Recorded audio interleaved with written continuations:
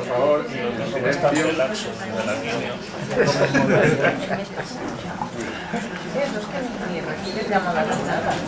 bueno, contamos hoy de nuevo con la presencia de Ángel López, que sabéis que estuvo hace poco más de un año, nos contó referente a Plutón, y hoy nos va a hablar de la misión Rosetta, pero de nuevo, bueno, casi todos le conocéis de sobra, pero... Sí que ya está. No, pero hay dos cosas interesantes. Bueno, ya sabéis que entró de los más jóvenes aquí, este año hace 35 años que entró la agrupación. Tengo 40. Entonces tan joven no eras. Entonces él nada más entrar fue muy activo siempre, ya lo sabéis, y escribió de los primeros trabajos casi más importantes que diste en la agrupación, que han sido muchos, fue hacerse cargo de la coordinación en España de la observación del cometa Halley en el 86. Escribió el libro de la guía para la observación, que se distribuyó a toda España y coordinaba todas las observaciones y todo. Luego ha escrito más libros de divulgación, ha estado siempre involucrado en la divulgación de la astronomía, dando clases, impartiendo cursos y haciendo además una tarea que no es muy frecuente, que es ayudar al IAC, al Instituto de Astrofísica de Canarias, en las expediciones que hace a lluvias de meteoros, a auroras boreales, a eclipses totales de sol, a la retransmisión que siempre hacen en directo. Que siempre Ángel Miquel se va y le pone allí a dar la cara después también. Bueno, él también la da siempre porque le gusta mucho con su sombrero. Pero bueno, bien. Luego él ha estado más de 14 años como operador de los telescopios en el Teide, de los telescopios del IAC en el Teide, hasta que tuvo la valentía de venirse a hacerse cargo como redactor jefe de la revista Tribuna Astronomía, entonces, bueno, Astronomía ya, de la cual ahora, bueno, se vino como redactor jefe y ahora no solamente es el director, sino el editor, o sea, echándole valor. Sí, porque no la quería nadie, pues me la tengo que pero hay que felicitarle, quiero hacerle una felicitación expresa porque hace recientemente, hace muy pocos meses, ha recibido el premio de la Casa de las Ciencias, que establece unos premios que se llaman prismas a la divulgación, y entonces por la trayectoria de la revista le han dado el premio especial de doctorado a la revista de Astronomía, que además gracias a él, que lleva esos 15 años ahí al frente, mantener en una revista de divulgación científica que sea amena, que llegue al público y que tenga rigor científico, pues es muy encomiable. Así es que enhorabuena, y eso es para felicitarle.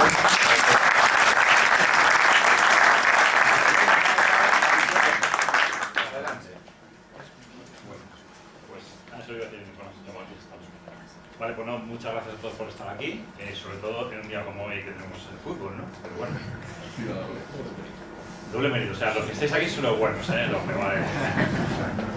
Bueno, pues gracias, Jaime, otra vez por tus amables palabras, que me azoran un poco, pero en fin.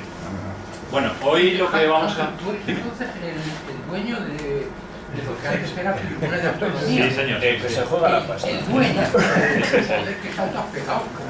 Bueno, sí, no sé yo qué decirte. Eso es para bien o para mal, Porque ahora soy autónomo, así que... Nos destroza el mejor posible. Sí.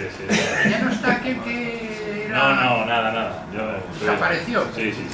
Joder, lo que es la vida. Por suerte. Bueno, las miserias laborales para otro momento. Bien, lo que voy a intentar compartir con vosotros aquí esta tarde es contaros un poco lo que yo creo que ha significado la mayor epopeya de la exploración espacial en los últimos 50 años. Y eso es muy gordo. Pero a lo largo de la charla vais a ver por muchas razones. Yo creo que esta ha sido una misión de la Agencia Espacial Europea, un hito para la agencia y un hito para la exploración espacial del Sistema Solar en muchos aspectos. Y ahora vamos a ver. Bueno, esto evidentemente es una impresión artística de la nave espacial, Rosetta, con su sonda de aterrizaje en el cometa, Philae, y esto sí es una foto real del aspecto del núcleo de este cometa, de nombre impronunciable, porque vais a ver ahora. Bien, ¿por qué la misión Rosetta se llama Rosetta? Esto parece una tontería, pero a los gestores de las agencias espaciales siempre les gusta poner nombres un tanto mediáticos para las naves espaciales para que llamen un poco la atención, ¿no? El caso Rosetta, bueno, se le pidió dar ese nombre porque en honor a la famosa piedra Rosetta, descubierta por el siglo XIX, que tenía, como sabéis, pues 3 idiomas.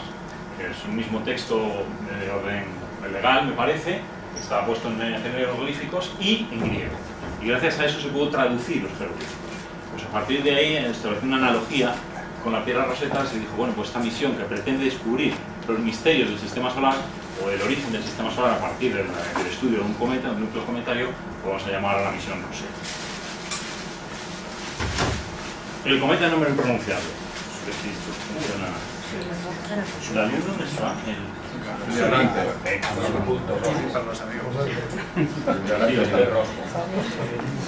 Y hay que poner el nombre.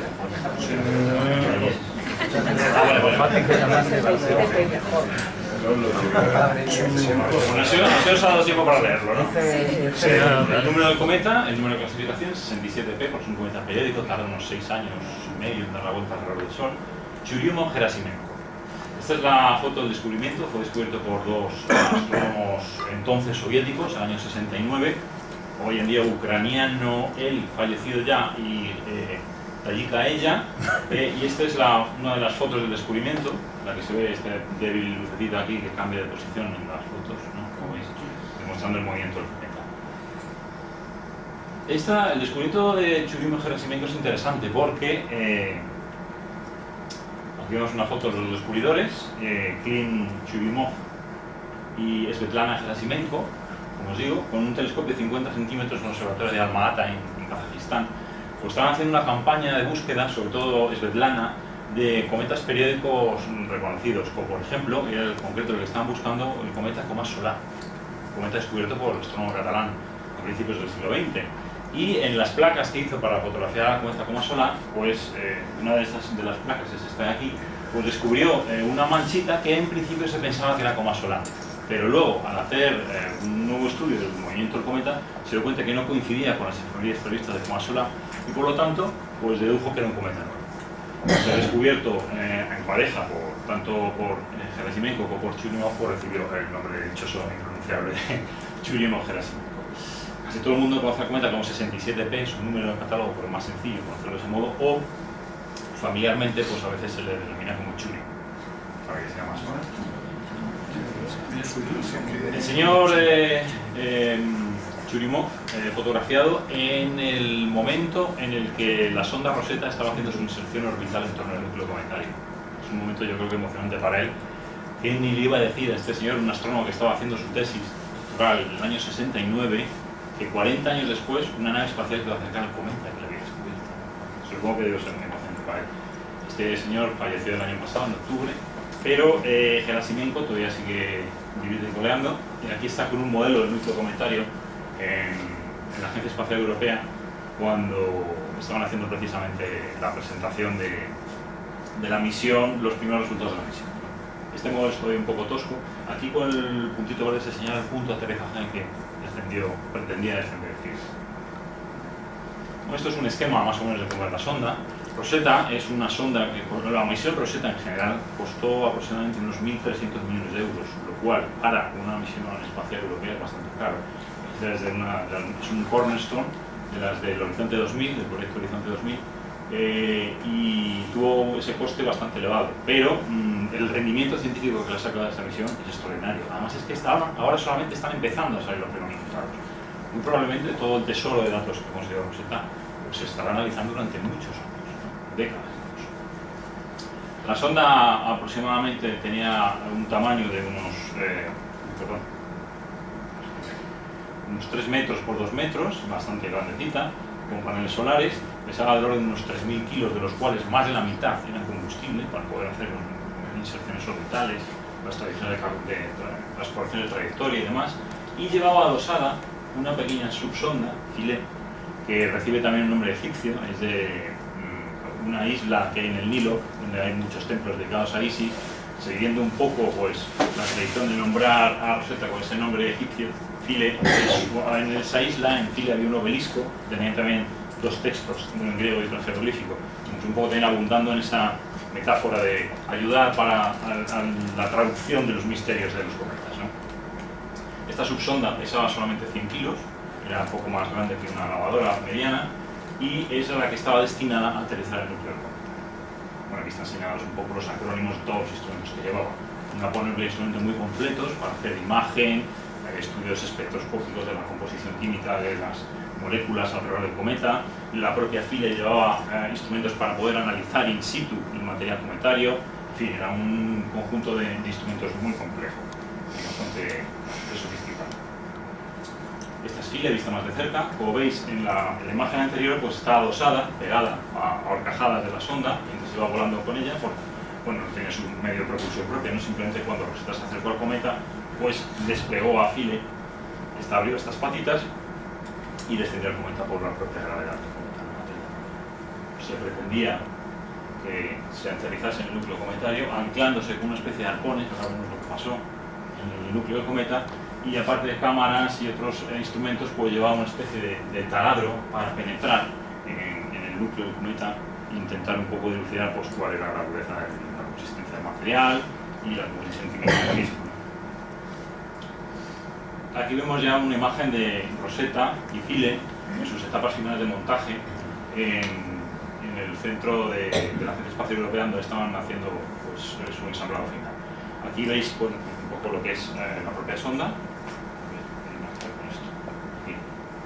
Philae aquí encima, con sus paneles solares. Aquí la propia sonda, veis, está completamente recubierta con unas mantas térmicas de color negro. Y esto se debe a que, ahora como vais a ver, la trayectoria de la sonda era muy compleja a la hora de lanzarla desde la Tierra para poder llegar al cometa.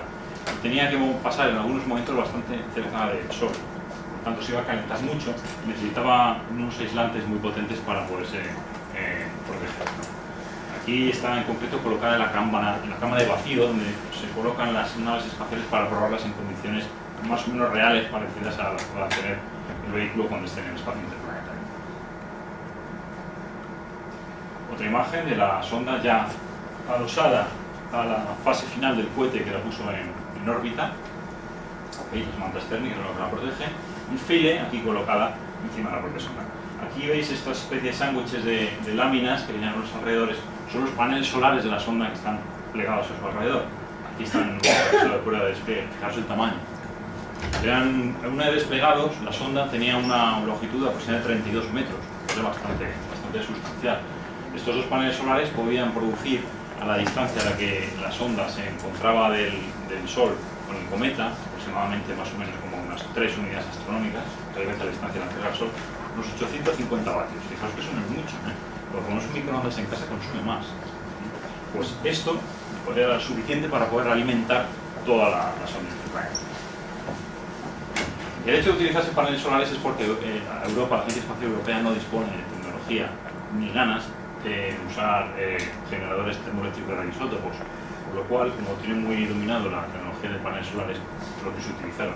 De hecho, ha sido la primera vez que una sonda espacial se ha aventurado tan lejos del Sol funcionando exclusivamente con paneles solares.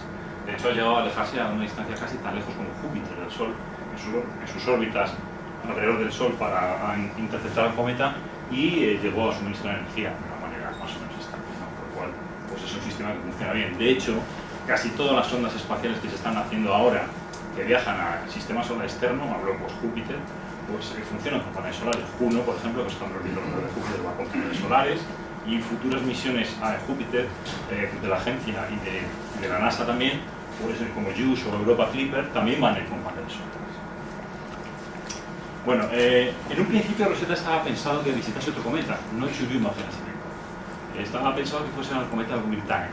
Pero bueno, hubo problemas con el cohete que tenía que lanzar a la sonda, hubo problemas de retrasos técnicos y al final la ventana de lanzamiento se perdió y hubo que decidir orientar la sonda hacia otro cometa. El escogido fue Churyumov-Gerasimenko.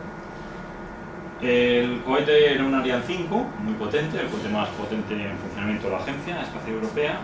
Aquí ya la sonda Rosetta está encapsulada en la copia, el logo más alto del cohete, y el cohete se lanzó desde el centro de lanzamiento espacial que tiene la Agencia Espacial Europea y la Guayana francesa el 2 de marzo del año 2004.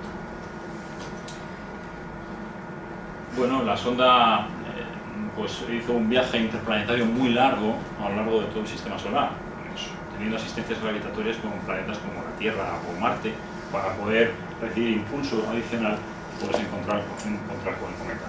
Esta técnica, las trayectorias estas de sondas espaciales que realizan asistencias gravitatorias, es muy habitual en los vuelos espaciales porque las trayectorias directas son energéticamente inviables, dado que necesitaríamos puentes monstruosos que no tenemos o unas fuentes de combustible descartadas, por lo cual utilizan estos métodos que son muy lentos pero muy seguros.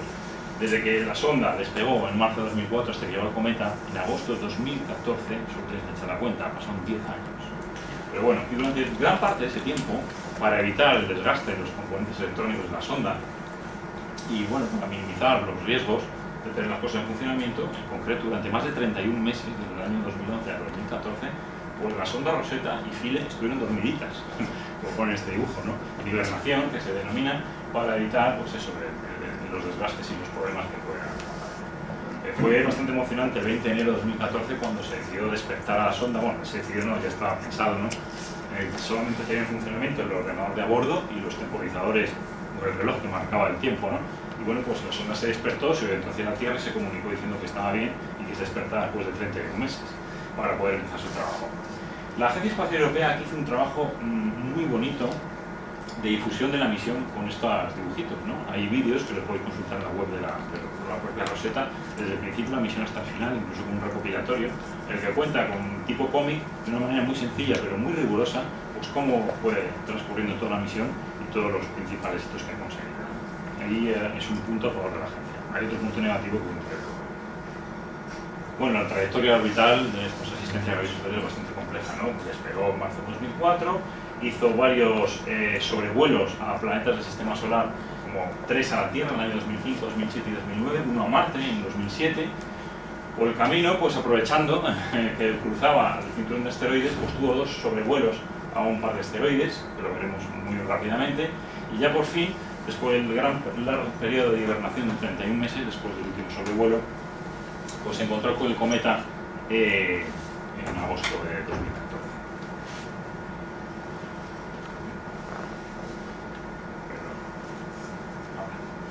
Esta es una fotografía tomada por Rosetta en uno de sus sobrevuelos a la Tierra, para que se aprecie pues, el creciente de nuestro planeta visto desde la lejana. Esto es una impresión artística, obviamente, de la sonda Rosetta, pero aquí se puede ver muy bien el tamaño tan grande que tienen los paneles solares. Esto es la antena de alta ganancia para comunicarse con la Tierra, claro está. Tenía unos 2 metros de diámetro y ahí está Philae. Pasó muy cerca de Marte, esto fue una maniobra muy arriesgada. Pasó a 250 kilómetros la superficie marciana, pues muy cerca, está casi lindando los límites de la atmósfera superior del planeta, ¿no? Por lo cual hubo un cierto riesgo, sobre todo porque iba a pasar por la sombra. El momento máximo de acercamiento transcurrió en la zona en sombra del planeta y la sonda Rosetta no estaba preparada en principio para poder soportar durante mucho tiempo un periodo de falta de luz, ¿no? Sus baterías no aguantan mucho, pero bueno, fueron 15 minutos solamente en la sombra del planeta Marte, pero pudo sobrevivir, ¿no? Por lo cual pues pasó sin problemas y consiguió ese impulso gravitatorio adicional para poder seguir su camino hacia el planeta. Esto es una foto de Marte tomada por Rosetta, donde está acercándose, y esto es un selfie de Rosetta. Ha sido una de las primeras naves espaciales que ha empezado a hacer selfies. Con la moda habitual, pues bueno, también las naves espaciales también lo hacen. En este caso es la propia Philae, está subida. Recordáis las imágenes, ¿no? Subida a encajadas en la propia Rosetta, pues con sus cámaras que pretenden fotografiar el núcleo cometario, pues en este caso se utilizan para fotografiar lo que ve desde Internet. Luego se aprecia el panel solar y debajo de la superficie marciana. Como os digo, en su trayectoria interplanetaria, Rosetta pues, se acercó a un par de asteroides, este en concreto es Stennis, que le sobrevoló en el año 2007 a una distancia de 2.000 kilómetros. Es un objeto que llamaron el diamante, por la forma, ¿no? Es un asteroide típico del cinturón principal, con sus cráteres de impacto, un objeto muy primitivo, muy viejo, el resto de la formación del sistema solar. Esto no es muy grande, tiene solamente unos 5 o 6 kilómetros de diámetro, bastante pequeño. El mayor asteroide que visitó, este sí fue en el año 2009, fue Lutetia, que es un asteroide del cinturón que tiene unos 100 y pico kilómetros de tamaño, esto es bastante considerable. Y este le sobrevoló pues también nos encontró a pocos miles de kilómetros de distancia. Aquí solamente pongo una imagen, claro, pero hizo todo tipo de secuencias, ¿no? Que es la aproximación a este asteroide. Todos estos, aparte de poder estudiar un asteroide de cerca, que nunca se tiene, no se suele tener la oportunidad, Este tipo de encuentros son muy útiles porque permiten a los navegadores y a los ingenieros de la misión pues ensayar en condiciones de trabajo reales cómo funciona la sonda, los instrumentos científicos de la sonda cuando están acercándose al cuerpo, ¿no? Es decir, son como una especie de ensayos para ver cómo está funcionando todo antes del momento de la verdad. Bueno, el momento de la verdad llegó en el verano del año 2014. A partir de mayo del año 2014 empezaron a hacerse 10 trayectorias de corrección de la sonda.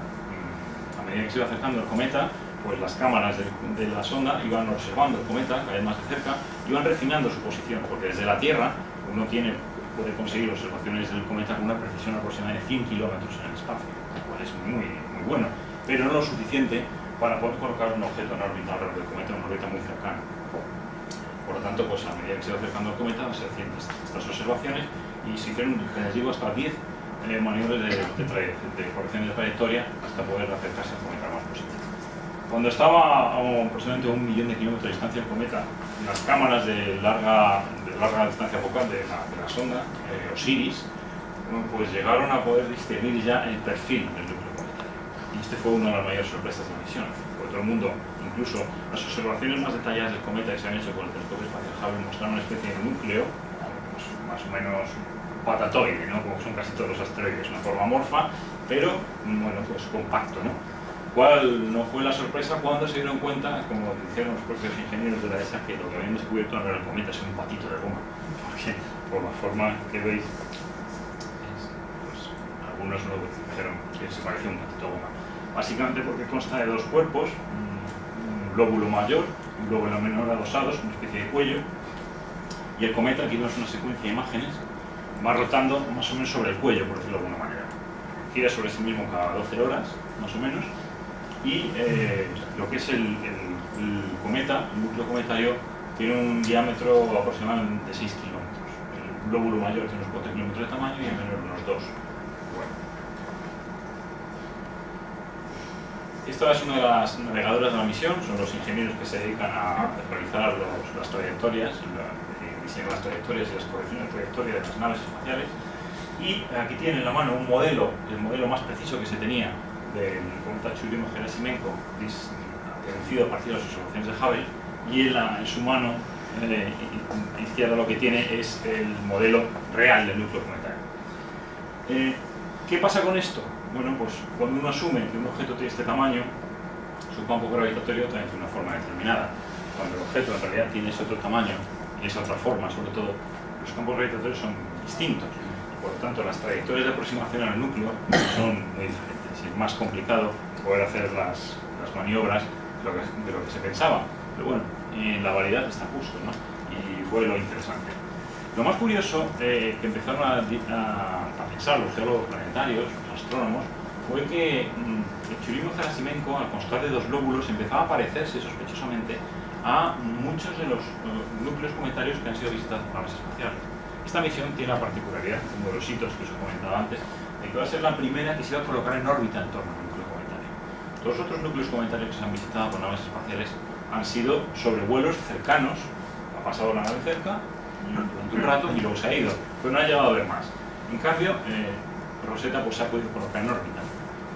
Pero ¿qué pasa? Pues las observaciones que tenemos hasta ahora de los núcleos cometarios visitados por naves, como os digo, pues todas muestran, no, todas no, pero una importante mayoría, y solamente hemos visto 7 núcleos cometarios de cerca, pues muestran dos lóbulos en Halley, también una especie de dos lóbulos en Halley. O sea que de 7 núcleos cometarios que hemos visto, hay 4 que tienen esa morfología, para no dejar de ser tanto estadísticamente significativo, ¿no? ¿Esto qué nos viene a decir? Y luego viene a ser un poco corroborado por los estudios posteriores que se han hecho de los análisis de datos de Rosetta, pues que la formación de estos núcleos cometarios en el origen del sistema solar, en las regiones más externas del sistema solar hace 4.600 millones de años, fue por coalescencia de cuerpos que poco a poco se fueron juntando en colisiones no traumáticas, sino de una manera bastante lenta. Se fusionaban y formaban estos cuerpos. Es la hipótesis más aceptada en la actualidad porque hay astrónomos también que piensan que el tema de que estos cuellos en los cometas estén así, pues puede ser por erosión. A medida que van pasando cerca del Sol, los perihelios, al expulsar gas y polvo, pues puede que adopten estas formas, pero parece que no, que son dos cuerpos distintos que se han unido en el inicio del sistema. Bueno, vamos a poner las cosas en contexto. Los tamaños, a mí me gusta siempre mucho poner las escalas porque creo que son muy ilustrativas de lo que estamos hablando. Este es el churimo genesimitado. Este es su color real, tiene una albedo aproximadamente del 6%, lo que lo hace mucho más negro que el asfalto y mucho más negro que la luna. Al tamaño, a escala comparada con la ciudad de Nueva York, si lo pusiéramos en Nueva York. Es un pedazo aquí, bastante contundente, ¿no? Y como lo ponía, sobre una ciudad, a escala, o sobre Madrid. Evidentemente, si un objeto como estos cayese en la Tierra, pues podría causar un serio problema, ¿no? Pero bueno.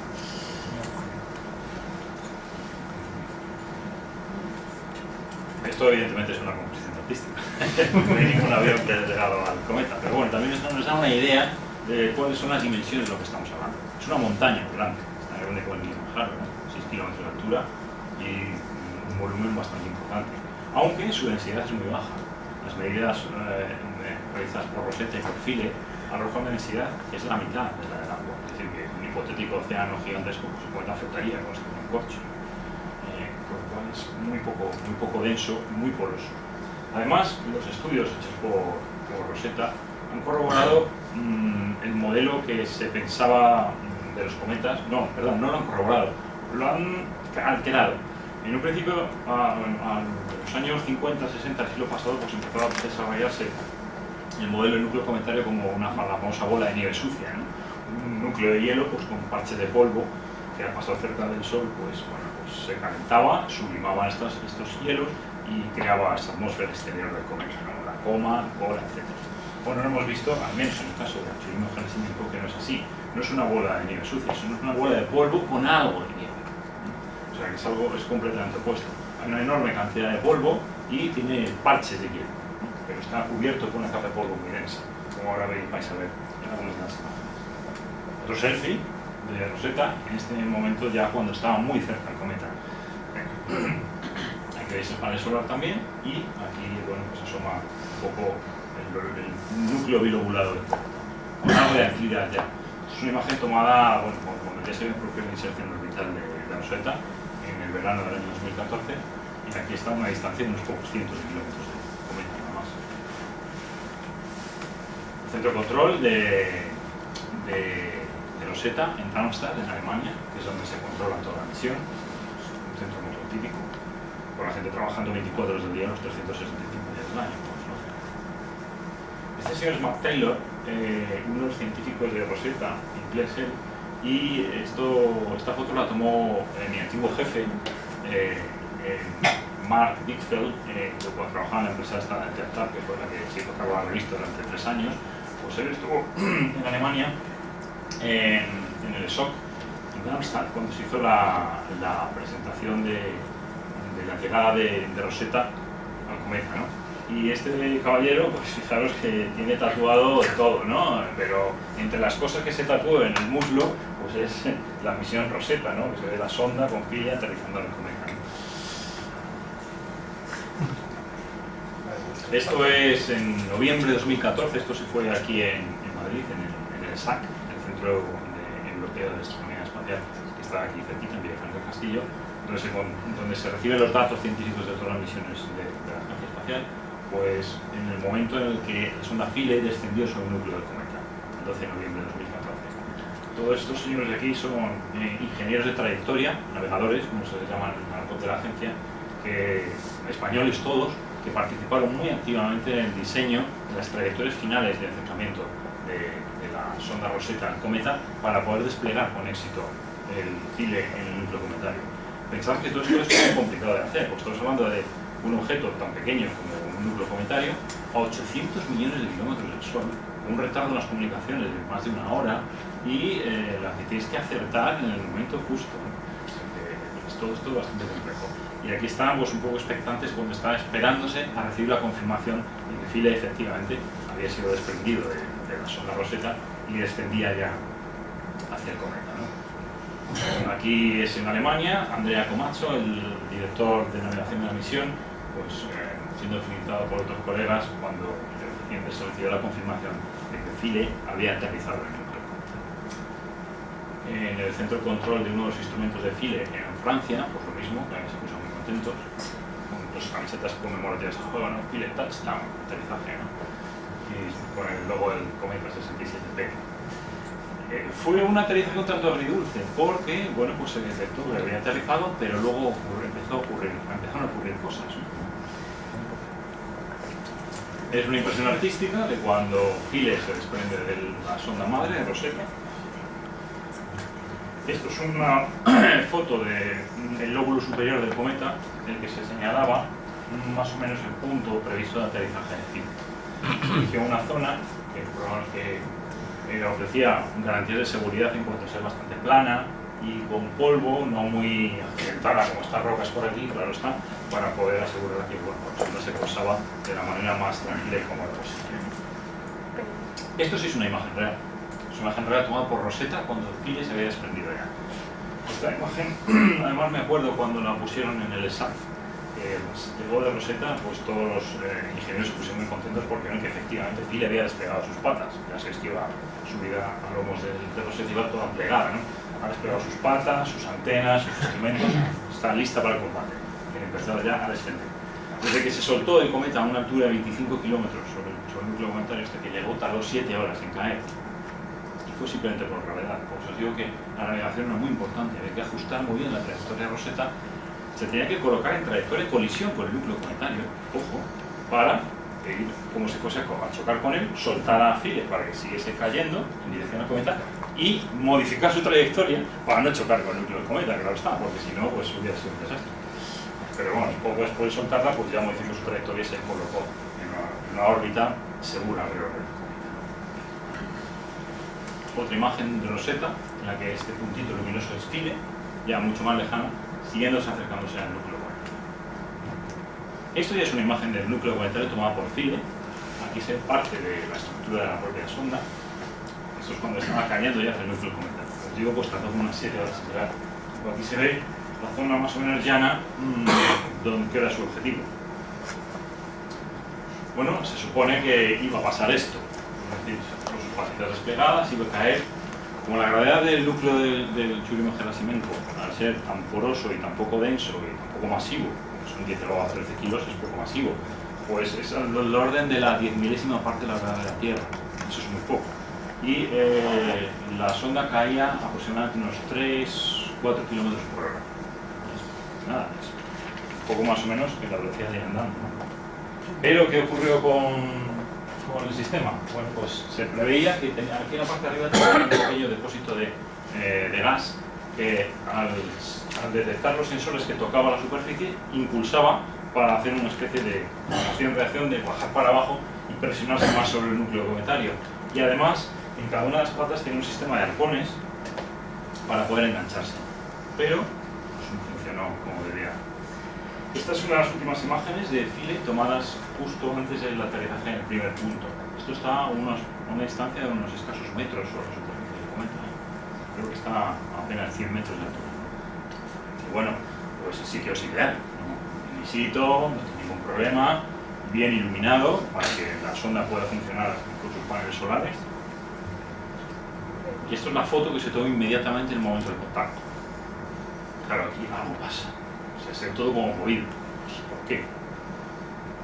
Porque rebotó. A pesar de ir a 4 km por hora, la gravedad del cometa es tan tenue que incluso a esa bajísima velocidad rebotó en el núcleo cometario. Imágenes posteriores mostraron, bueno, pues el impacto del rebote, esta especie de hueco con una cola de polvo que se levantó. Está muy pixelado, pues está muy montado. Estos son los famosos arpones que deberían haber funcionado, pero por algún motivo desconocido no lo hicieron. Os recuerdo que la sonda estuvo en el espacio interplanetario durante 10 años. Y claro, pues las condiciones del espacio son muy duras. El vacío, con las variaciones térmicas tan grandes que tienen, la radiación, en fin, pues las cosas pueden averiarse. Normalmente los vehículos espaciales interplanetarios en largos viajes se diseñan, se procuran hacer lo más robustos posible, pero no siempre todo funciona bien. En este caso los arpones que deberían haber sujetado, anclado a Philae en el núcleo de hielo del cometa, pues no funcionan.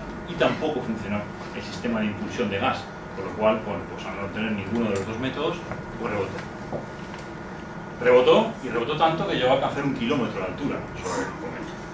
O sea que no fue un rebote pequeño. Rebotó, estuvo en una trayectoria libre más o menos durante 1 kilómetro y luego volvió a caer, unas 4 horas después volvió a caer en otro punto diametralmente opuesto donde estaba previsto que aterrizase Philae. Rosetta no estaba de brazos cruzados, estaba previsto, al colocarse en la órbita superior, que estuviese constantemente siguiendo la trayectoria de Philae a medida que descendía hacia el núcleo cometario. Y a lo largo de varios minutos, estas son las horas aquí marcadas, pues pude registrar en distintas exposiciones el movimiento de la sonda mientras iba desplazándose por el cometa en su primer rebote, ¿no? Aquí está ampliada a las 15-14, esta es la trayectoria, pero es que imaginároslo en una posición así, ¿no? Tridimensional, a las 15-19, veis además que la sonda pues cambia su orientación, ¿no? Porque bueno, con el rebote pues cambia un poco el ángulo del equilibrio del vehículo, pues se fue moviendo, ¿no? 15-23, a las 15-18 hay una imagen tomada de la zona que a las 15-44 dio el punto de aterrizaje, el segundo punto de aterrizaje. Se ven las marcas de las 3 patitas del Philae bien claro, ¿no? 1, 2 y 3 ahí más o menos, no están ahí, sí. Pues ahí tocó. Segundo rebote, no se puede el segundo. El segundo hizo un rebote mucho menor, pero incluso cambió muy ligeramente de trayectoria, lo veis aquí, y esta es la última imagen que se tiene, porque ya bueno, la sonda la perdió. El campo de imágenes previsto estaba por la zona donde iba a aterrizar, pero claro, como se desplazó tanto, pues ya perdió el movimiento y se descontroló donde se encontraba la sonda. La sonda se posó, efectivamente, se posó, pero en un lugar completamente distinto a lo que estaba previsto. Esto es una imagen en la que se pretende pues, idealizar la posición de la sonda, que quedó completamente tumbada, en vez de quedar sobre sus patas, quedó con un lateral y cayó en el peor sitio posible. Una especie de grieta. Estas son las imágenes tomadas en las cámaras panorámicas que tenía la sonda, pues podían mostrar ángulos desde distintos puntos y bueno, lo que se ve era que había caído en un sitio bastante terrible, ¿no? Como veis, pues en una especie de grieta. Bueno, aquí son una de las patas de la sonda y una de las paredes pues se ve aquí justo encima de ella, ¿no? En una zona en la que prácticamente no le daba la luz del sol. ¿Problema? Bueno, la sonda tiene unas baterías para funcionar de manera autónoma durante 62 horas. Pero una vez que no recibes el luz del sol, las baterías se agotarían y la sonda se pararía, dejaría de funcionar.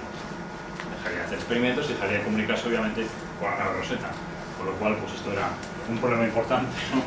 Bueno, una vez que pasó esto, bueno, pues hubo que conformarse con lo que había, pero bueno, al menos la sonda llegó al cometa, a pesar del rebote, y no en aquel sitio que estaba previsto, bueno, pues llegó al cometa, en el cometa estuvo, ¿no? Y ahí pudo hacer sus estudios y sus medidas. No fue hasta casi 2 años después que en los últimos días de la misión Rosetta, que se pudo, la propia nave Rosetta, pues durante todo ese tiempo, después del aterrizaje de Philae, pues la misión primordial de la sonda era estar en órbita alrededor del núcleo cometario y estudiar la evolución del núcleo cometario a medida que este se acercaba al Sol. El periodo del cometa fue en agosto de 2015, ¿no? Y recuerdo que llegó en agosto de 2014, por lo cual durante más de casi 2 años Rosetta estaba orbitando el cometa, estudiando cómo ha evolucionado el cometa a lo largo del tiempo, sobre todo los procesos físico-químicos que suceden en el núcleo cometario cuando se descalenta el Sol. Y esto ha sido algo un hito que es fundamental para la astronomía planetaria, ¿no? Pues bien, a pesar de hacer todos sus trabajos, Rosetta no dejaba de buscar a Philae. La pobre Philae, ¿dónde estará Philae? No sé qué, no sabemos dónde está exactamente. Bueno, el cometa es grande, aunque no lo parezca, ¿no? Y a pesar de que la cámara Osiris tiene una capacidad de resolución muy grande, de ver objetos de hasta centímetros a la superficie del núcleo cometario, pues puede acercarse muy poco al cometa. En concreto, el 2 de septiembre del año pasado, pues Rosetta tomó esta imagen a unos 3 kilómetros de distancia del núcleo cometario y pudo fotografiar a Philae. ¿Y dónde está Philae? Por aquí, por aquí. Ahí a la derecha. A ver, vamos a ayudar un poco al tema. Está ahí. Si hacemos una ampliación, ¿veis cómo está la pobre Philae? Completamente torcida, tumbada, con una de las patas metida en la grieta, y claro, evidentemente en esta posición pues no podía recibir nada de luz del sol, y a las 62 horas pues Philae se apagó. Entró en hibernación, lo que estaba previsto, es decir, cuando se apagan las baterías, pues en hibernación se apaga completamente y bueno, pues ahí queda, ¿no? Si recibe de nuevo luz solar, los paneles solares, vuelve a recargar las baterías y vuelve a ponerse en funcionamiento. Bueno, no se descartó que esto pudiera ocurrir. Después de las 62 horas que se apagó, se pensaba que a medida que el cometa se iba a acercar al Sol, el perihelio, recuerdo que fue en noviembre de 2014, se pensaba que con la mayor insolación y el movimiento que tiene el núcleo cometario, pues a lo mejor en algún momento Philae recibía luz solar y podía revivir. Bueno, pasó, revivió. En julio de 2015 se recibieron señales desde Rosetta de la sonda Philae diciendo estoy aquí, ¿no? Más o menos. Alguna telemetría se recibía de la sonda, es decir, que estaba en funcionamiento, se había recargado sus baterías y algo funcionaba. Le daba un poquito a la luz del sol. Pero bueno, hubo comunicaciones erráticas, intermitentes, porque al estar en esta posición, las antenas de comunicación tampoco son las más idóneas, ¿verdad? Casi todas están bloqueadas por las rocas. Así que era un gran problema. Pero bueno, revivió un poquito, así que pues al menos se pudo saber que estaba ahí.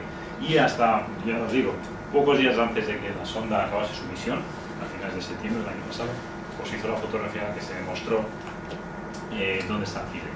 Esto además es muy útil, no solo por saber dónde está la sonda en concreto, en la superficie del cometa, sino porque puede ayudar a poner en contexto en la zona del cometa en la que hizo las medidas. Eso es bastante interesante, claro está. Esto que veis aquí, esta mancha oscura, no es una mancha oscura de la superficie del cometa, es una imagen del núcleo cometario tomada muy próxima también por la cámara Osiris, en la que se ve la sombra de la propia sonda Rosetta proyectada. Está difuminada, claro está, porque se encuentra a unos cuantos kilómetros de altura sobre el núcleo cometario. Es la sombra de una máquina mandada por los seres humanos con un núcleo cometario de más de 4.600 millones de años de edad. Y esto yo creo que es un hito importante. Bien, ¿qué hemos encontrado, o qué se ha encontrado hasta ahora con todos los estudios que ha hecho Rosetta alrededor del cometa Churyumov-Gerasimenko? Como os digo, el objetivo principal de la misión era colocarse en órbita en torno al núcleo cometario, cosa que sigue teniendo un gran éxito, y poder estudiarlo con toda la panoplia de instrumentos que llevaba a lo largo de casi 2 años. La misión estaba previsto que durase hasta el año 2015, pero se prolongó, dado el excelente funcionamiento de la sonda, se prolongó un año más hasta septiembre de 2016. Fue el momento en el que ya el cometa se está alejando ya bastante del Sol, la actividad había disminuido mucho, científicamente los datos que se podían conseguir no eran significativos, no iban a aportar mucho más de lo que ya se conocía, y sobre todo, y el hecho fundamental, es que a medida que se iba alejando del Sol, la cantidad de luz que ya los paneles solares de Rosetta está disminuyendo mucho, y en breve iba a dejar de funcionar porque no tiene suficiente energía. Aparte que ya casi no le quedaba combustible en sus tanques para poder hacer maniobras de corrección alrededor del núcleo cometario. Por lo cual, bueno, pues se tomó la decisión de en septiembre dejarla morir. Y veréis de qué manera murió. Pero bueno, a lo que íbamos. ¿Qué hitos fundamentales que ha conseguido Rosetta en el estudio del cometa? Bueno, yo creo que habría que destacar varios, y entre ellos uno fue no solamente, bueno, caracterizar cómo es un núcleo cometario a lo largo de su acercamiento al perihelio. Cuando llegó al cometa, pues bueno, estaba prácticamente inactivo, no tenía casi ninguna actividad, y estaba emitiendo alrededor de unos 300 o 400 gramos de agua por día, eso que es muy poco. En el momento del perihelio estaba emitiendo de 3.000 a 4.000 kilos de agua por día. No, perdón, kilos no, toneladas. A ver, 3.000 kilos, sí, 3 toneladas sí, de agua por día, sí. Es, bueno, 3 órdenes de magnitud más. Y a medida que se va acercando al Sol y va calentándose el núcleo cometario, bueno, pues va empezando a sublimar, se producen los chorros que emiten todo el gas y polvo al exterior y van conformando la forma cometaria, ¿no? Aquí se ve alguna de las imágenes en las que se ve, bueno, pues nuestros chorros muy focalizados, los jets, chorros que expulsa el cometa.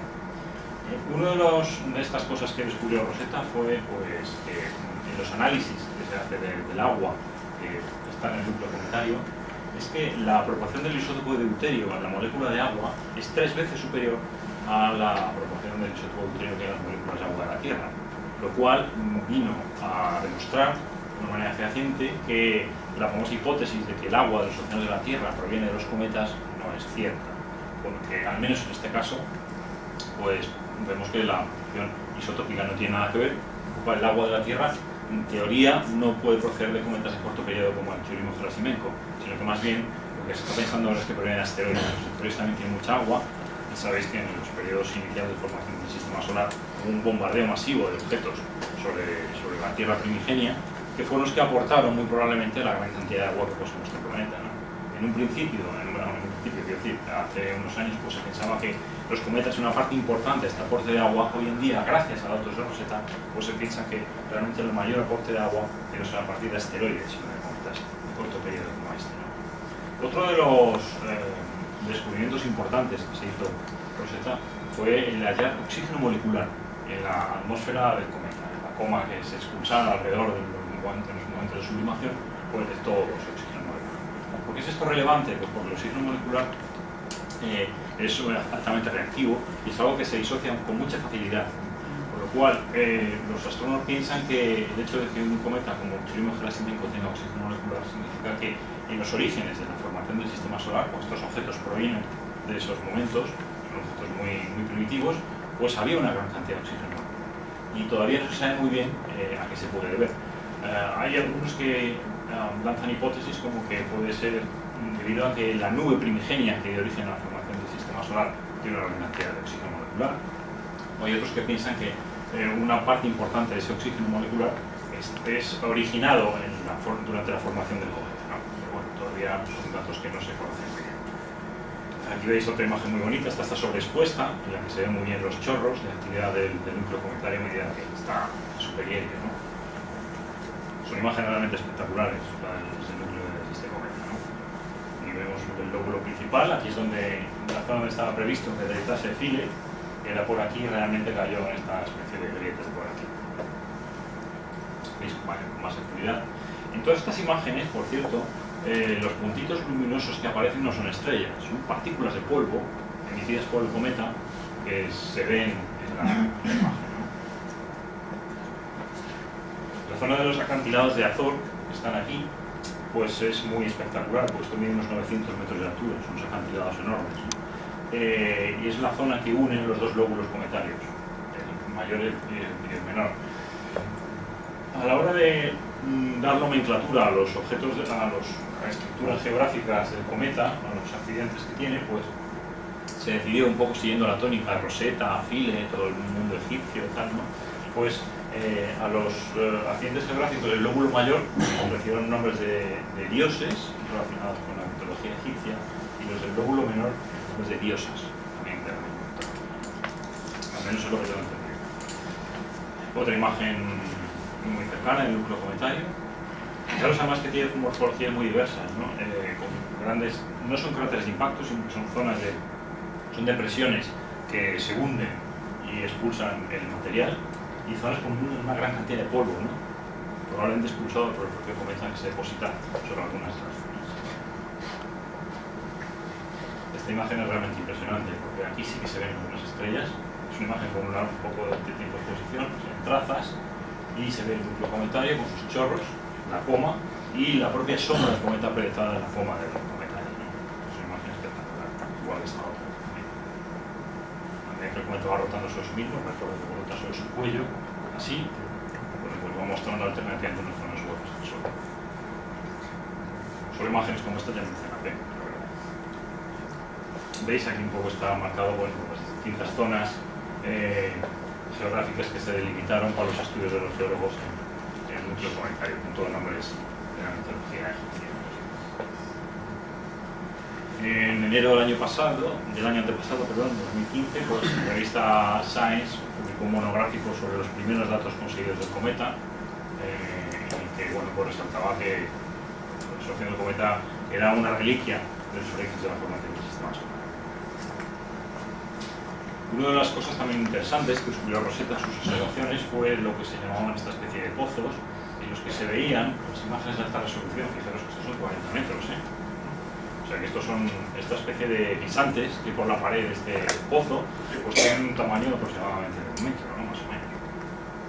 Bueno, estos pozos son colapsos de la corteza de hielo y de polvo del núcleo cometario que se hunden durante el calentamiento del cometa a medida que se acerca al Sol y expulsan gran cantidad de gases y polvo, ¿no? Pues esto, algunos astrónomos piensan que son los planetesimales que dieron origen a la formación de cuerpos como estos, ¿no? Los primeros nódulos que se condensaron de la nebulosa primigenia para el origen del sistema solar. Otra imagen cercana de uno de los acantilados de Azor, por algunas rocas que hay por ahí. ¿Veis estos pozos? Bueno, aquí hay una imagen en la que se ve uno de los pozos y ahí está sobreexpuesta para ver que efectivamente tiene actividad. Ahí está expulsando chorros de partículas al exterior. Habría que sublimar. Hay grietas en el cometa, hay algunos que piensan que se va a partir por la zona de cuello, ¿no? De hecho, una de las grietas más importantes es esta que se ve aquí. Está precisamente en la zona del cuello del cometa, ¿no? Encima un poco. No sé, se ve ahí. Esta imagen en color es una de las pocas porque el cometa es muy monocromático. Casi todo es. No hay casi diferencia entre las imágenes en color y en blanco y negro. Algunas de las que he puesto son en color, no lo parece. Bueno, pues aquí marcado con las flechas pues veis el hielo joven, hielo fresco, que sale después de que se levanta el polvo o los fenómenos estos de expulsión de materia, pues aparece hielo fresco, hielo de agua, que efectivamente se puede medir, se constató que era hielo de agua. Una cosa muy curiosa, que se ven dunas en las superficies de polvo del cometa. Esto, ¿cómo es posible? Un cuerpo tan diminuto, pero que era suficiente para sostener una atmósfera de ningún tipo, pues ¿cómo pueden haber dunas? Es un fenómeno producido por el movimiento de masas de aire, ¿no? Por decirlo de alguna manera, o de algún tipo de gas. Bueno, esto es que el cometa crea su propia atmósfera en los momentos del perihelio, ¿no?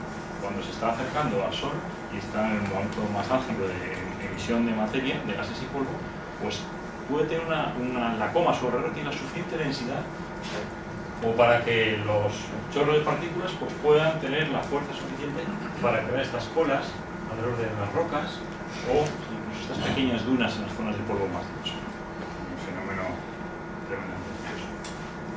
Aquí otra imagen de alta resolución, el núcleo en el que se ve esta especie de agujero y esta como lengua de material medio fluido que ha sido expulsado del interior, ¿no? O sea que no solamente el cometa expulsa su materia en forma de gas, ¿no? Sino que también puede haber otro tipo de plasticidades que hacen que la materia del cometa pues, surja al exterior, ¿no? Una especie de criovolcán, por decirlo de alguna manera, ¿no? O esta otra foto que me gusta mucho porque es muy singular. Es un agujero en el núcleo, ¿no? Esto creo que son unos 100 metros de diámetro. Y fijaros en esta especie de piedra aquí por aquí, que tiene aproximadamente la misma forma que este de aquí. Hay algunos que lanzan la hipótesis de que esto estaba aquí encima y hubo una expulsión de materia que lo levantó y dejó esta especie de tapa de material abundante. Se han observado, aunque esta diapositiva es un poco pequeña, pero bueno, se han observado cambios a lo largo de los 2 años que la sonda está alrededor del cometa, orbitando, se han observado cambios importantes en la morfología del cometa, ¿no? Sutiles pero significativos, como desprendimientos de algunas zonas de rocas, rocas que se han movido de sitio. Se observó, por ejemplo, una roca que había en el lóbulo superior, una roca de unos 40 metros de tamaño, o sea, tamaño de un autobús bastante grande, pues fue expulsada al espacio, se colocó, se lanzó fuera del cometa. O incluso en el lóbulo inferior, pues hubo un momento en que hubo una gran emisión de materia en el perihelio, unos jets muy grandes, y observaciones antes y después mostraron que esta zona del acantilado, veis esta roca marcada en amarillo, aquí se ve la grieta que estaba ya antes, después del momento de la emisión de materia cercano al perihelio, en julio de 2015, en las observaciones se mostró que había habido un desprendimiento muy importante de materia. Fijaros, la grieta de aquí, esta es la famosa roca amarilla, esta aquí marcada, pero todo esto se ha derrumbado, se ha acantilado, pues se ha producido esa especie de erosión. Pues esto es lo que hace que los cometas a lo largo del tiempo se vayan desgastando, ¿no? Bueno, como os digo, pues el fin de la misión Rosetta se decidió hacerlo para septiembre del año pasado, 2016, porque bueno, el cometa se estaba alejando ya del Sol en su órbita, la sonda no iba a tener suficiente energía para funcionar y ya, bueno, pues no tenía casi combustible para hacer cambios de trayectoria. Bueno, pues qué mejor manera de hacer morir a la sonda o apagarla, pues que hacerla descender lentamente sobre el cometa, igual que Phil, intentar hacer aterrizar a Rosetta en el núcleo cometario y que se quedase allí para siempre, ¿no? A no ser que haya un chorro que las expulse y se las lleve al espacio en algún perihelio. Pero bueno, esto lo que se pensó fue hacer un descenso controlado lo más lento posible al núcleo del cometa para intentar asegurar que la sonda se posase y quedase para siempre en la superficie del núcleo del cometa, ¿no? Estos son los campos de fotografías de la cámara de Osiris a medida que iba descendiendo del núcleo del cometa. Estaba previsto que aterrizase en ese punto. Esto es una impresión artística, no sé, bueno, Rosetta acercándose al núcleo del cometa para descender sobre él. ¿Qué pasa con esto? Bueno, siguiendo la normativa que tiene la Agencia Espacial Europea y creo que la Unión Internacional de Radiocomunicaciones, cuando un aparato deja de tener utilidad, que está realizando transmisiones en el espacio profundo, para no interferir con otras sondas en funcionamiento, pues se tiene que apagar. Y se diseñó el fin de emisión de tal manera que cuando la sonda pasase sus acelerómetros, que se paraba porque tocaba la superficie, pues se desconectaban los transmisores y se apagaba completamente la sonda. ¿Qué pasa con esto? Pues que bueno, nosotros sabemos que ha llegado el cometa porque se ha tocado el suelo y se ha apagado. Bueno, pues ha llegado el cometa. Otra cosa es que se haya parado en el cometa. El Philae rebotó. El Philae pesaba 100 kilos y rebotó en el cometa. Esto pesa 3000. Bueno, pesaba en el momento del aterrizaje en 1500 porque había perdido la mitad de su masa por el combustible.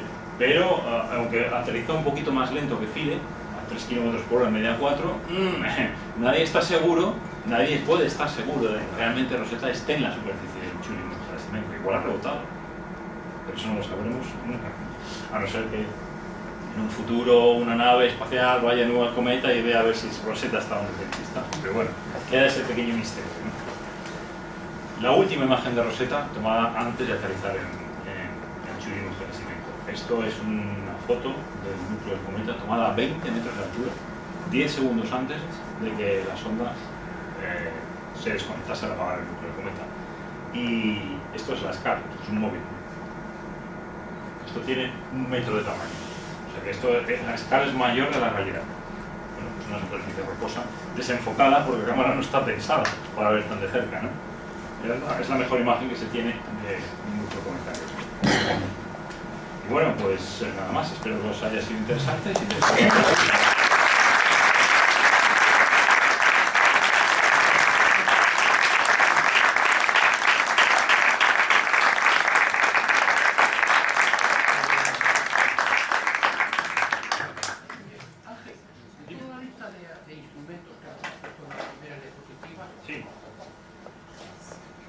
Al llegar al cometa, ¿cuántos de esos instrumentos habían muerto? Cuando aterrizó el cometa... No, cuando se aproximó, cuando llegó. Cuando llegó, sí. Cuando llegó. No, todos están... A ver, cuando llegó dices en la inserción orbital o... Sí. No, al final de la misión. Durante el viaje ninguno falló. No, todos funcionaban perfectamente. Sí.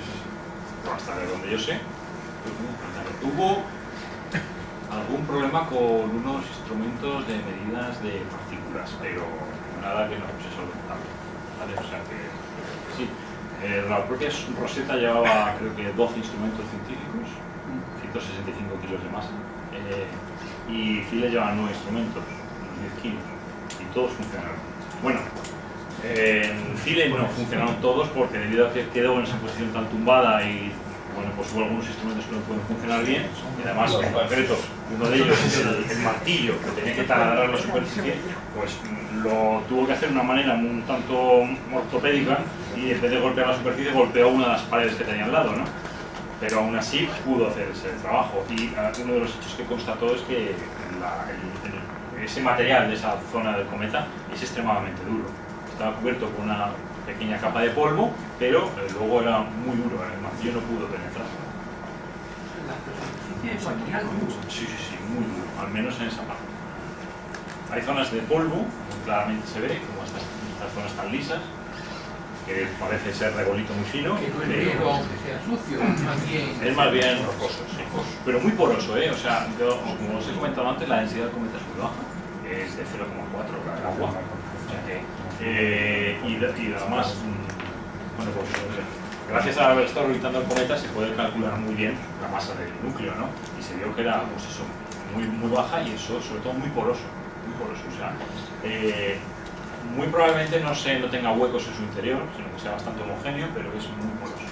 Es un agregado de material de esos dos núcleos que colisionaron al principio de la formación del sistema solar. ¿Cómo se pudieron formar esas rocas? Digo porque la formación de rocas en este planeta, Bueno, rocas, sabemos el mecanismo de formación, sí, pero claro. eso nunca se dio o no se daba en ese espacio. Lo que pasa es que tenemos que tener en cuenta las distancias a las que nos estamos moviendo del Sol. Es decir, esto puede ser fundamentalmente hielo de agua. Tanto Rosetta como Philae detectaron muchos compuestos orgánicos complejos, hechos sobre todo de carbono, nitrógeno, oxígeno. Bueno, pues todo eso, a esas distancias del Sol las temperaturas son tan bajas que eso es duro como una roca. O sea, el hielo de agua a 150, 160 grados bajo cero, las temperaturas típicas del núcleo cometario a 4 unidades astronómicas. O sea, que no es un carbonato cálcico. No, claro. Es hielo, Es hielo de agua. es Hielo de agua, sí. frío. Sí, muy frío. ¿Y qué tipo de hielos? Porque el hielo tiene una densidad parecida al agua. ¿Es algún tipo de hielo extraño de esos numerados en alto?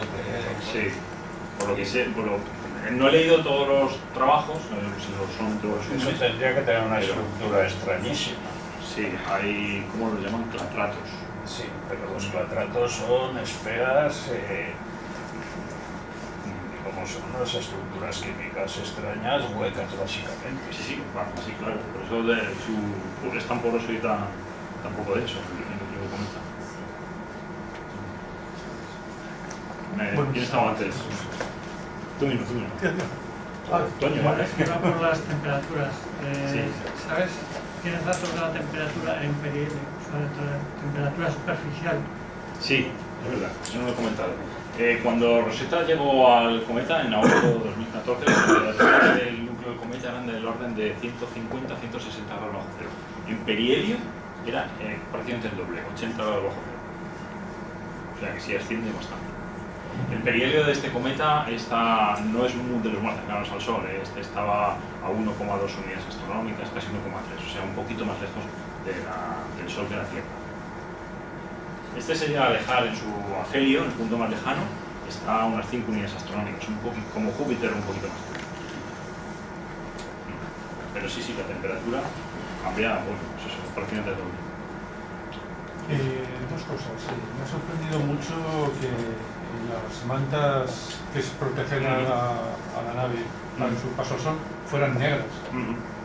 Parece lógico que negro, aunque recoge más la energía y en teoría aumentaría la temperatura. Yo creo que deben haber sido claras, pero vamos, a mí eso es que me Eso yo también me lo pregunto. Eso también me lo pregunto yo. ¿Sí? ¿Alguien sabe alguna respuesta a eso? Alberto, a lo mejor. ¿Tú sabes quizás? lo buscaré porque Sí, no, a mí también me sorprende porque muchas veces ves que suelen ser de color plateado, dorado. el Apolo y eso no, siempre claro, plateadas y tal. Esa es una duda. Y otra, ¿realmente podemos decir que Rosetta estaba en órbita? ¿Perdón? Que teóricamente el cuerpo negro es el emisor ideal. Bueno, eso es distinto. Sí, pero si te lo aíslas por dentro con una segunda capa, También, ¿verdad? Sí. o sea, es como los moros, van con varias capas y van frescos. Y la segunda, ¿realmente Rosetta ha estado en órbita al lado del cometa? Porque yo te lo digo porque, a ver, eso no tiene masa, Ya. tiene muy poca masa. Sí. Yo la órbita de aproximación que he visto de Rosetta eran triangulares. Sí. O sea, realmente Bueno. lo que hicimos fue colocarnos a la vez. A la vez, sí. A la- Y iba moviéndose en una trayectoria alrededor del núcleo del cometa. Vale, ¿eso lo podemos llamar órbita? Sí. Pero vamos, es una órbita así, Sí, con, no, evidentemente con sus la- parámetros estables, elíptica alrededor del núcleo, pues no, nunca he tenido de esas, siempre estaba... Lo mismo hace la Luna alrededor de la Tierra, dando vueltas alrededor del Sol. Una vez va por dentro y otra vez va por fuera. Sí, más o menos, eso es correcto. Pero siendo un poco puristas, no puedo decir que está en órbita. Ha estado acompañando. Sí. De hecho, hay veces que la propia gente de la Agencia Espacial lo dice. Ha sido la sonda que ha estado acompañando al cometa durante su trayectoria en su perihelio, tal cual no ha dicho en órbita. Pero bueno, era como una órbita asistida porque iba gastando combustible. Claro, O sea, sí, eso claro, no era solo por la gravedad. Efectivamente, no, claro. De hecho, tiene que estar haciendo cada cierto tiempo correcciones del proceso. Claro, de hecho, bueno, el hecho de que la sonda pesase 3.000 kilos y hace 1.700 de esos kilos sean combustible, era porque tiene que hacer muchas correcciones de trayectoria, tanto en la aproximación como una vez luego alrededor del cometa, para mantenerse cerca de él, claro. Pero si no, es bastante complejo.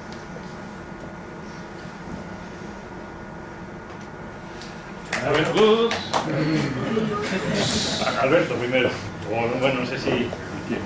Dime, Alberto. Sí, sí. A lo mejor la va a hacer en la misma pregunta que iba a hacer yo. Bueno, ha sido una excelente presentación y veo que Rosetta ha dado mucha más información de la Sí, lo que queda, de lo que queda. Pero hay un dato, vamos, el fallo del aterrizaje, de la caída del Philae, unido al de ESOMAR hace poco, los dos de la Agencia Espacial, y que este último era una especie de prueba para lo que vendrá cuando vaya a aterrizar el famoso rover. Eso no pone en riesgo o no dice algo en contra del dominio de esta técnica por parte de la ESA. Hombre, algo que domina la NASA. Sí, bueno, la NASA nunca ha aterrizado nada en el cometa, No, pero sí en Marte. Estoy pensando ahora en Marte. Ya, sí. Bueno, si estamos hablando de Marte, sí. Evidentemente, la NASA es algo que tiene controlado, entre comillas. Y de eso más. Sí, claro. A ver, la NASA sí tiene muy controlado, entre comillas, los aterrizajes en Marte, porque ha sido la única que hasta el momento ha podido colocar cosas en Marte con éxito, ¿no? Con gran precisión. Con mucho éxito. Eso parece que lo tiene controlado. Y Europa, bueno, todavía no. Pues eso ha fallado, ha habido un montón de circunstancias ahí que ha hecho que fallase, pero bueno, en este caso esto es muy diferente, porque es algo que no tiene nada que ver, es un cuerpo con una gravedad escasísima, no hay atmósfera, en fin, es una cosa muy distinta. Y había dos sistemas redundantes de anclaje en el núcleo y las dos fallaron. Pues chico, a veces las cosas pasan así, no hay mala suerte. Es decir, al final, bueno, pues se posó y lo que son el objetivo nominal de la misión Philae, que era efectuar medidas durante las 62 horas con las baterías, eso lo hizo. Pudo hacer su trabajo con total éxito. Que hubiera sido mejor que se hubiese posado y se hubiese agarrado y hubiese estado 4 o 5 meses funcionando con los paneles solares, evidentemente, pero claro. Si nunca ha sido un éxito es la información que ha proporcionado la propia Rosetta, sí es éxito. Así ha sido más dramático. Alberto, sí. Ya que no te he hecho Manolo la pregunta, pues te la hago yo. Antes un pequeño comentario. NASA también ha tenido sus fallos en los aterrizajes de Marte. Sí, claro, al principio. Lo he sabido, sí. Pero lo que pregunta que te iba a decir yo es, ¿tienes alguna información de los aminoácidos del cometa? Pues he leído algo de ello, pero en concreto no. Sé que las medidas que hizo Philae en el núcleo cometario, pues detectó compuestos orgánicos bastante complejos como acetona, algunos aldehídos, pero de los aminoácidos he leído algo, pero no lo tengo. Yo sé que ya no te puedo decir. Creo que sí, que ha habido. Creo que sí. Perdóname. Sé que uno de los instrumentos que llevaba podía medir la quiralidad. Sí, todo está enrollado en... Sí.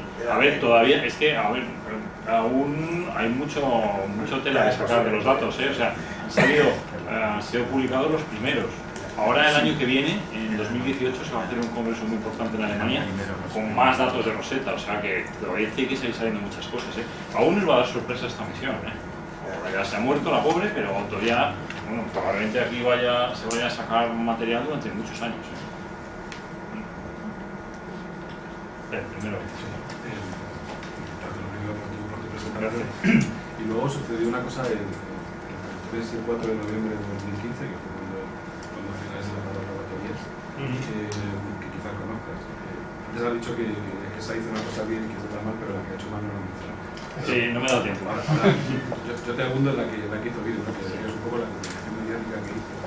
Entonces, entre el 3 y el 4, creo que fue el 3 y 4 de noviembre de 2015, cuando se iban a agotar las baterías de Philae, pues una persona que he visto, se llama Emily Lagawala, que es una persona de prensa de ESA, pues empezó a No, no es de permitir... la ESA, es de la Sociedad Planetaria. Es de la ESA. Bueno, Emily Latacual. sí, Sí. de Alemania, ¿no? Sí. Es americana.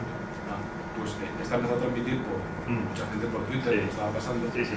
y de pronto fue trending topic mundial, pero bestia. Y de hecho ganó, y luego apareció la prensa al día siguiente, y ganó un intento de quemar la red, que fue una señora que se llama Kardashian, que Sí. voy a sacar unas fotos mías y tal, y entonces pues, voy a ser trending topic, y fue superada por el agotamiento de las filas de Philae. Luego la gente decía, bueno, esto demuestra que la sociedad no está loca todavía, y otros decían al contrario, esto demuestra que está loca por completo porque y fue interesantísimo porque transmitían constantemente cómo se estaba recibiendo ciencia, que decían ellos, todos los ficheros que estaba subiendo Philae, ellos lo llamaban ciencia, esos datos de la fotones y demás, que estaba llegando, y cómo estaban midiendo al mismo tiempo que bajaban las baterías, porque querían hacer un último intento de soltar una pata para que girase Philae. Entonces decían, bueno, esto solo lo podemos hacer cuando hemos garantizado el máximo de los experimentos, vamos a activar otro. De hecho, pretendían, con el martillo, pretendían utilizarlo como una especie de palanca para apoyarse y un poco enderezarse. Entonces había, no sé si eran como 8 o 11 instrumentos, entonces iban encendiendo el máximo posible para obtener al menos algo de información antes de la otra. Claro, porque la cantidad de energía disponible la limitaba por las baterías y había que condurarla mucho. Bueno, pues fue un proceso, yo lo seguí, tuve la suerte de seguirlo, un proceso de 2 horas. Entonces veías todo, sabías cómo llegaban los ficheros, los porcentajes que había, cómo se analizaban, cómo iban bajando las gráficas de la carga de las baterías y tal. Una cosa espectacular. O sea, un fenómeno de comunicación único. Ahí sí estuvo. Eso quizás no es una artículo. O sea, puede ser un artículo más visto, por decir, ¿no? Pues fue muy interesante. Y supongo que una tegreza por ahí. Y a nivel de comunicación fue, o sea, desbordó algo que planificadamente se esto seguro que arrasa. Pero fue una labor de comunicación de toda la gente que estaba allí, o sea, no tanto por la agencia espacial, sino por... Como 300.000 que lo estábamos siguiendo. Sumando, sumando el vírico, eso fue vírico y fue espectacular.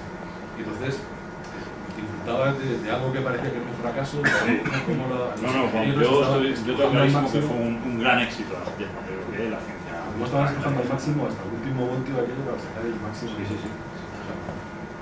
Gracias por compartir. Bueno, si no tenéis ninguna pregunta más, gracias de nuevo.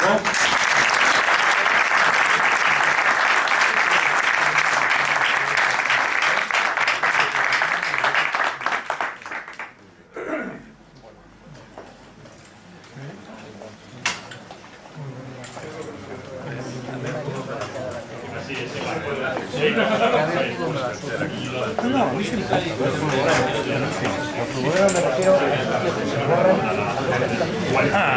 yo sí, como si pierdo. Si pierdes,